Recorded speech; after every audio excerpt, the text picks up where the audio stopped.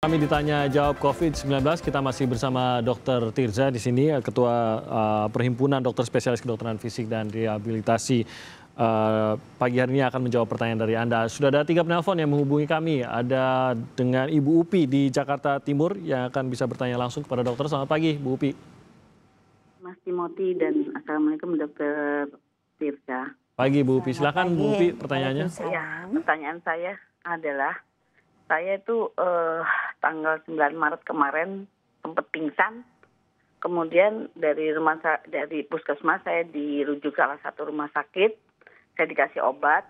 Setelah itu saya flu seminggu kemudian tanggal 16 Maret saya datang ke puskesmas yang merujuk saya karena dengan alasan rumah sakit yang saya datangin itu dibuat evakuasi virus corona. Jadi saya balik lagi ke puskesmas awal. Kami dikasih obat belum sembuh dengan keluhan flu dan batuk. Saya balik lagi tanggal 30 Maret kemarin. Kemudian kami dites. Saya dites Widal dan darah lengkap. Terus itunya kan diperkirakan ODP, tapi dokter bilang, Bu, ini ibu lebih banyaknya ke virusnya, ke tipes gitu ya. Oke, saya dikasih obat. Setelah seminggu sekarang tanggal 30 sampai tanggal 6 April ini saya minum obat selesai, keluhan saya itu masih ada, sekarang di dada. Saya harus lari kemana, Dok? Karena rumah sakit yang saya dapat rujukan tuh setiap saya mau daftar atau ke situ jangan ke rumah sakit itu dulu karena posisinya sedang seperti ini, dokter juga banyak yang terpapar. Saya kan bingung ini. Sementara saya kalau kembali lagi ke rumah puskesmas yang memberikan obat saya kira ini seminggu udah saya makan tidak ada ininya, 2 minggu berarti ya. Ini itu saya harus bagaimana? Saya nggak tahu tes apa lagi. Gitu. Bu Upi, keluhannya yang masih ada apa?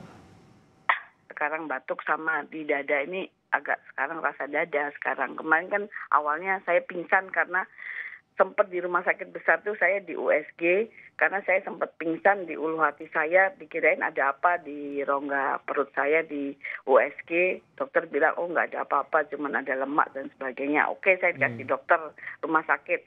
Nah sekarang keluhan terus 2 minggu kemudian saya kena flu, kayak flu gitu, pilek, panas gitu ya. Yaitu kasih obat sama puskesmas 2 minggu berturut-turut. Sekarang yang saya keluhkan adalah tinggal batuk sama sesak ini gitu. Saya harus kemana? Gitu. Baik, terima kasih Ibu Upi. Nanti akan kita jawab, tapi kita tanya dulu, kita jawab dulu telepon dari penelpon berikutnya dengan Pak Polan di Maluku. Selamat pagi Pak Polan. Pak Polan, boleh dikecilkan suara televisinya Pak Polan? Selamat pagi, Dokter. Selamat pagi, Pak.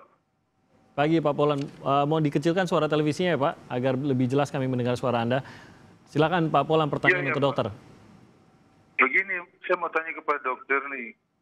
Dok, seberapa lama virus COVID-19 ini bisa hidup di luar tubuh? Berapa lama virus hidup di luar tubuh ya? Itu yang pertama, Bu. Oke. Yang kedua, apakah penularan COVID-19 ini apakah melalui air liur atau melalui cairan yang keluar dari hidung, ataukah melalui pada saat kita menguap atau berbicara uap yang hawa yang keluar dari mulut kita atau seperti ini. Baik, terima kasih Pak Polan dari Maluku. Kita ke Bapak Rudi di Bekasi. Selamat pagi Pak Rudi. Selamat pagi Pak Batik. Pagi Pak Rudi, silakan Pak. Pertanyaan untuk Ibu Dokter. Ya, Assalamualaikum Dokter. Waalaikumsalam. Dokter, Ibu saya sentra medik di TikTok. Pak Rudi, mohon maaf Pak Rudi, ini masih agak kurang jelas. Mungkin kalau ada televisi di sekitar Anda boleh dikecilkan terlebih dahulu. Oh, tunggu sebentar. Ya. Karena agak terputus-putus suaranya dan seperti ada feedback juga dari televisinya. Udah. Oke, baik. Silakan Pak Rudi. Ya Dok, Ibu sempat medik di TikTok. Dia post atau speed kadernya Dok ya. Dan sama dokter Fitri itu dikatakan dulu dia harus terapi. Karena terdengar tidak Dok, mohon maaf. Pak Rudi, mohon maaf, tampaknya teleponnya agak terputus-putus. Oke, tapi saya dapat informasi sebelumnya sudah sempat ditanyakan kepada produser untuk melatih otot paru-paru, begitu ya? Rudi ya? Pertanyaan. Ini, saya mau ke sana, saya mau. Jadi Ya, Pak Rudi, mohon maaf, teleponnya sangat terputus-putus nanti. Tapi Pak Rudi sempat berbicara dengan produser kami ini bagaimana untuk melatih otot paru-paru agar bisa lebih bagi penderita BPOK ya. Oke, untuk mungkin lebih kuat menghadapi pandemi seperti ini agar tidak menjadi ancaman gitu ya. Kita jawab dari yang pertama hingga Pak Rudi. Yang pertama tadi bahwa masih ada keluhan dan mungkin boleh sarannya dok, apa yang harus dilakukan? Itu yang Ibu pingin ketahui sebenarnya dalam kondisi seperti ini. Iya, kunci utama adalah preventif segera. Oke. Jadi silakan mungkin kalau di puskesmas memang kita lebih banyak ya screening ya, anamnesis dan sebagainya. Nanti kalau memang ada misalnya dia pernah ke luar negeri 2 minggu yang lalu ataukah kontak dan sebagainya, itu adalah tugas dokter puskesmas. Kalau memang ada hal yang mencurigakan, langsung rujuk. Seperti itu. Sekarang ini saya menganjurkan ibu untuk langsung ke dokter, ke rumah sakit yang terdekat seperti itu. Harus rumah sakit rujukan kah atau? Kalau tadi kan katanya ditolak dan sebagainya. Jadi ke rumah sakit yang terdekat dulu, rumah sakit. Di situ setidaknya minimal akan diperiksa laboratorium. Katanya tadi widalnya dan sebagainya dicek kembali ini. Apakah leukositnya, biasanya leukositnya menurun untuk COVID ini. Kemudian setidaknya toraks foto.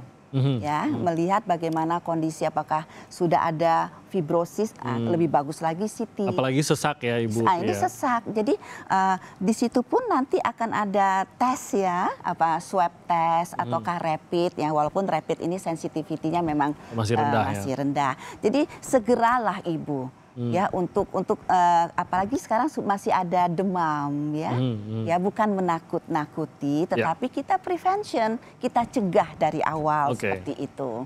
Itu sarannya untuk Ibu. Dan juga ada juga kalau untuk menentukan rumah sakit rujukan dan sebagainya, ada hotline ya 119 ya, silakan Ibu bertanya dan di situ mungkin akan dijelaskan rumah sakit rujukan mana yang bisa menerima Ibu. Oke, kita menjawab pertanyaan dari Bapak Polan di Maluku. Berapa lama virus ini hidup di luar tubuh dan apakah itu hanya melalui cairan tubuh saja seperti ludah atau pada saat berbicara juga bisa tertular? Iya, jadi karena itu sekarang ini kita disuruh menggunakan masker, ya masker dimanapun kita berada, karena WHO sudah menentukan juga bisa bukan hanya dari percikan ludah tetapi dari airborne ya, jadi dikatakan bisa bertahan 8 jam. Nah, karena itu kenapa kita kalau keluar rumah itu mohon semuanya kereta api juga ya yang naik kereta api juga diwajibkan pakai itu masker. Masker kain saja kah atau? Ya masker kain ya ataukah masker surgical itu. Tapi setidaknya untuk masyarakat kita himbau untuk masker kain saja dulu karena APD ini kan memang agak rumit kita mencarinya. Kita biar fokus pada tenaga medis ya. Seperti itu. Untuk yang surgical. Jadi dan juga memang lewat droplet dan juga lewat. Jadi kita itu jangan misalnya dokter THT, dokter gigi kalau tidak menggunakan masker itu bisa melalui droplet ya. Apalagi dengan kondisi membuka dan juga memeriksa hidung dan mukosa seperti itu. Kenapa kita disuruh minum banyak gitu? Itu bisa membantu yang ada di mulut itu bisa bersih itu virusnya. Jadi tidak apalagi masuk ke asam lambung, nah itu akan bisa mati ya. Jadi kalau masuk ke dalam lambung seharusnya sudah ada asam-asam yang akan membunuh virus itu. Air minum yang hangat seperti itu. Ya nextnya untuk itu tadi orang dengan kondisi paru bisakah diperkuat terutama untuk BPOK? Memang high risk yang paling terberat adalah ada komorbid ya, seperti dengan apalagi dengan ada PPOK, memang fungsi parunya juga sudah bermasalah. orang dengan usia lanjut di atas 65 tahun itu juga harus di rumah saja. Kita harus menjaga ibu bapak kita. Jadi berikanlah, kalau tidak tergantung pada kondisinya. Kalau sesak sekali ya haruslah ya. Kalau kondisi sesak, batuk yang berulang, kan ada ininya, kategorinya. Ada yang severe, ada yang mild, ada yang moderate, seperti itu. Jadi ada latihan-latihan di rumah yang dilakukan. Jadi latihan batuk efektif namanya. Itu kita sudah dari Pedosri sudah memberikan membuat video untuk itu. Jadi bagaimana si liarnya itu bisa melepas virus-virus yang ini, karena kita memberikan latihannya itu yang benar. Dan juga kita harus latihan untuk aerobik, berjalan dan sebagainya. Jadi bisa ya sebenarnya ditingkatkan ya. Kemudian untuk PPOK ini sendiri adalah latihan pengembangan rongga dada. Kemudian apakah upper, middle, lower itu ada tekniknya.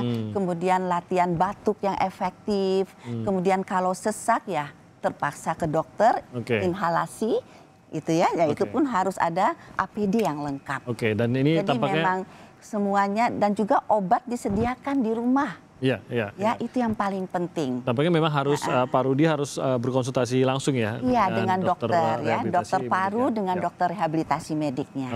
Baik.